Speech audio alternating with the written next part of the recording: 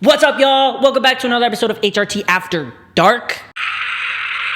I hope your week was swell. This week, we're going to be going over 15 myths about trans people that I'm sure we have all heard in the past. These are all off the dome, so there's no order to them whatsoever. But I thought we could sit here and talk about them and maybe get angry together. Or maybe get happy together. Who knows what the future brings? Before we get started, if you could ever so kindly hit that like button, maybe also hit that subscribe button, I would greatly appreciate it. I'm just a little guy trying to make my way, and you hitting that subscribe button helps me out greatly. And as we go through the list, if you think of any myths that I haven't said here today, let me know in the comments below. I would love to hear them. Okay, first off, myth number 1. Taking testosterone makes you fit as Now, I feel like a lot of people think this because they see cis men taking steroids, and like testosterone is a form of a steroid, or is a steroid. It doesn't. Actually, I kind of just gained weight, and that's about it. I just got a little chubbier. It only really works if you're like working out, but even then, it's not like the testosterone is making you roided out. It's like you actually have to work for that and eat right and stuff, so it's really no different than a cis man going to the gym and eating right, because it's testosterone, the same thing a cis man produces himself. I was disappointed, to say the least, when I found that out. But testosterone, it makes you hungry. That's what it does. It makes you Hey, maybe you have a fast metabolism. I did. My metabolism, okay, when I was 18, 19, 20 years old, it was fast as boy. Now, not so much. I'm still blessed, still a little blessed, but it's catching up to me, okay? It's catching up to me. So, false tea does not make you fit. You actually have to work for it. Myth number 2. You need dysphoria to be trans. This is a big one. When I started the podcast, I was a little uneducated, didn't do my research, and I was like, I don't get it. If you don't hate yourself, why would you have a reason to want to transition? Then the internet humbled me real quick. The internet was like, hey, fix yourself. And I said, you're right, I didn't think about that. At the end of the day, why would I care if someone doesn't hate themselves and is trans? Even though I hated myself. You're allowed to be content with how you're living, but want more from it. And I think that's the moral of the story when it comes to needing gender dysphoria to be trans, that whole discussion. And I get that now, because when I think about getting bottom surgery now, I don't necessarily want it. I have my bad days, but I'm content with what I got going on now. But like maybe one day I would want something better. Even if my bottom dysphoria doesn't become crippling, maybe one day I would be like, okay, but I could have something better. I could be happier. So I get that now. And I am on the side of who the cares? I'm not gonna tell you if you can transition or not, or if you could be trans. That makes me no better than the transphobes out there. You hear me? You get me? You feel me? Good, got it. Speaking about genitals, number 3. Bottom growth for trans men is huge and immediate. So I was scrolling through TikTok the other day, and a video of this trans man pops up. He starts off, he's dancing, okay, and he says, point of view, how bottom growth is for trans men. And then he lists off a bunch of things. The first one is veiny, 1 to 5 inches, might get blessed, don't know how. This is the real kicker. Heavy to hold. Huh? I'm not experiencing that, guys. Circumcised? What are we talking about? Like, trigger warning on this one. Hard and girthy. I commented on this. I said, brother, no disrespect here, but 99% of this is really untrue and is harmful to trans men who will think that it is, causing them dysphoria when they wonder why it's not happening for them. And I stand by that. I've talked to a lot of trans men in my day. Not one of them has ever said the word veiny to me, that their is veiny or circumcised or heavy to hold. What are we talking about here? Like, look, I get it. I want that, okay? I know we all want it. I know, but you cannot go on the internet and tell people that's how it is. If you're pumping, Okay, maybe. And I get it, it is out of like insecurity and like the fear of no one ever finding you attractive and stuff. And like, oh, I get that. Oh, I get that to my core, but you cannot spread misinformation like that. If I went into my transition expecting that and didn't get it, I'd be like, I did something wrong. That one's got me heated recently. And I asked my friends, I asked my trans men friends, they said, where? Myth number 4. All trans people want to pass. Now, if you said this to me years ago, I'd been like, isn't that the point? No, young Cody. Being trans is not about looks.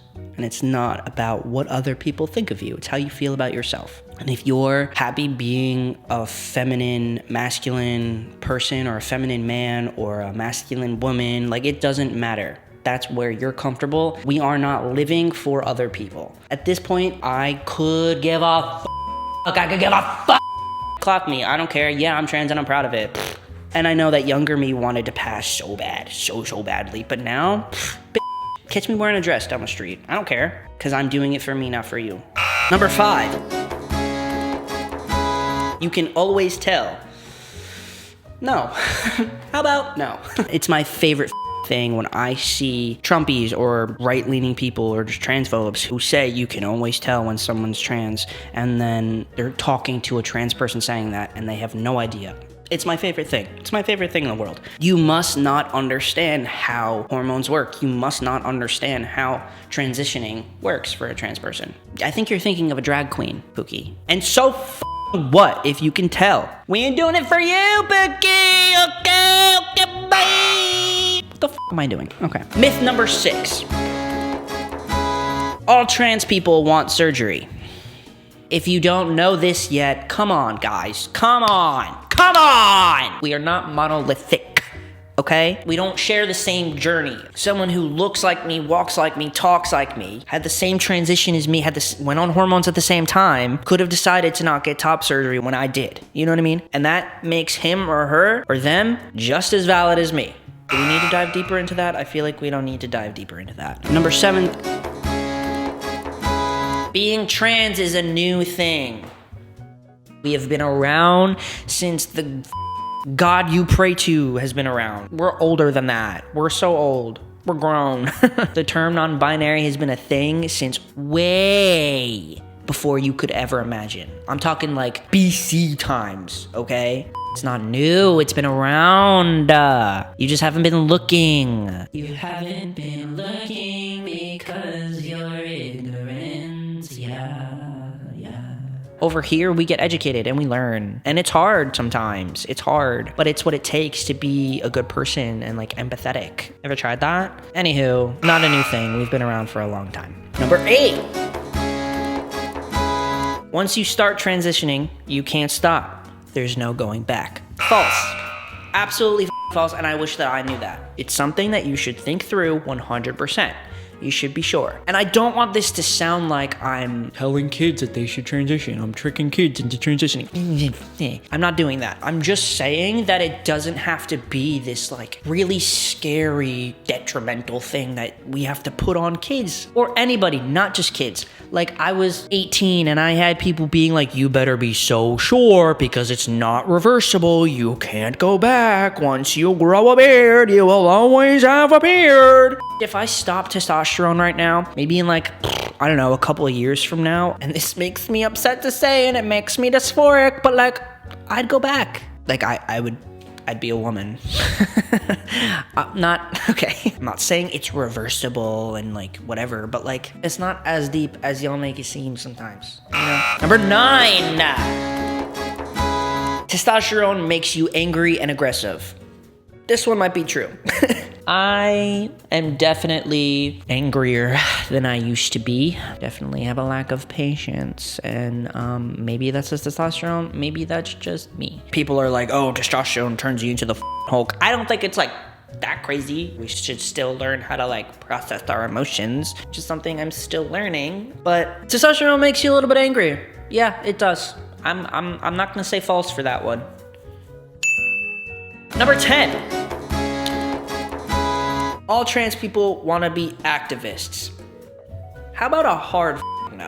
because I have met my fair share of trans people. 99.9% of them have been absolutely lovely, my favorite people in the world. I want to give you all a hug. That 1%, that 1% definitely not activists, definitely not liberal, I would say. There are a lot of trans people out there that voted for Trump who would never call themselves a trans activist. Not saying you have to be a trans activist. There are a lot of trans people I know that aren't activists who I love very much. It goes to that whole like, oh, all trans people are woke and blah, blah, blah, blah, blah. No, not true. Not true. I do think that you should care, though. Number 11. Trans kids are too young to know who they are.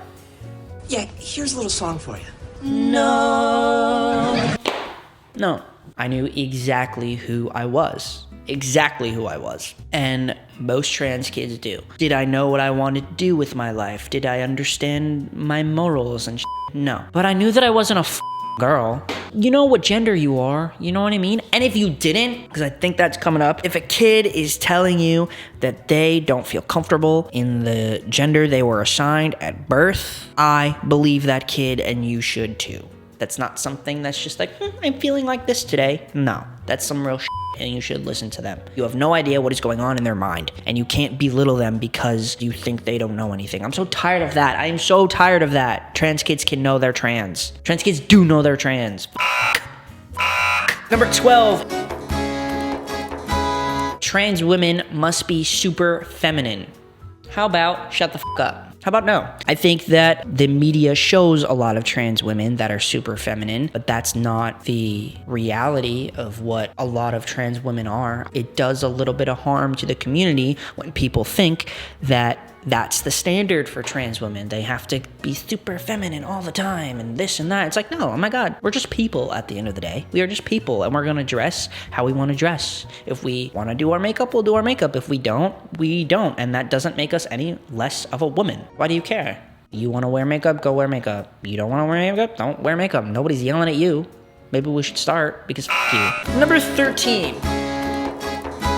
All trans people knew they were trans since childhood. I have talked to a lot of trans people who had no clue that they were trans until like 2020. Pandemic trans babies. That's a normal thing. I don't think you have to know from birth that you were meant to be a boy or you were meant to be a woman. I didn't know I was trans from a young age. I knew something was off. I knew I had a little sparkle in me, but I didn't know what the it was. Whether you did or whether you didn't doesn't make you any more or any less trans. Myth busted. Number 14.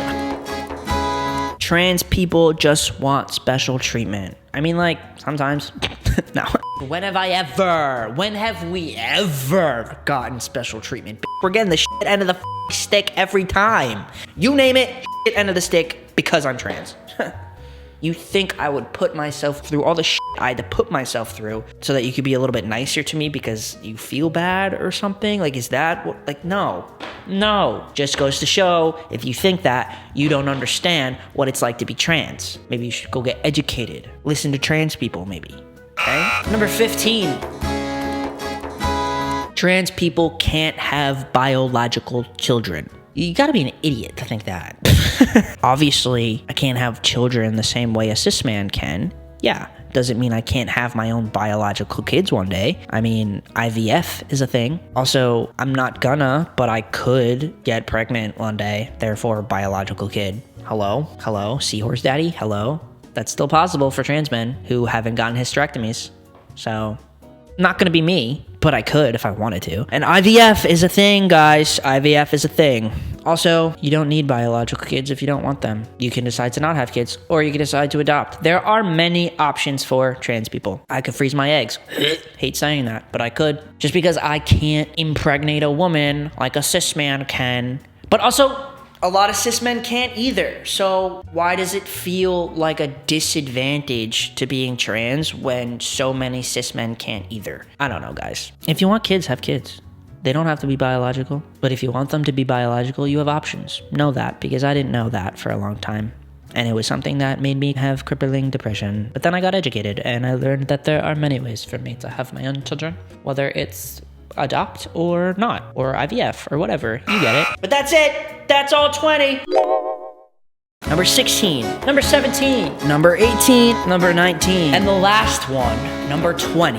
Let me know in the comments below what your favorites were, what your least favorites are. Let me know what you want to see for next episode. Please make sure to check out the link in the description below that leads to my Patreon. It's only $5 a month, but you don't have to do a monthly subscription if you don't want to. I have episodes on there that you could just buy for a couple bucks. I have a lot of content on there that you're missing out on, so just go check it out. Also, my Discord is always in the description below. There are over 200 trans people in there just hanging out and vibing, asking each other questions, finding support, and you're missing out if you're not in my Discord, so join that. I always have a link to my HRT stickers as well. If you want to get yourself a sticker, please do so. I worked really hard on them, and I would love to send you a sticker. Also, when I send people stickers, I also send them a little handwritten note from me. So if you want that, go buy it. Follow me at HRT Podcast on TikTok and Instagram. I drop videos every Friday here on YouTube. And that's it, guys. I love you so much, and I will see you next week. Okay, bye!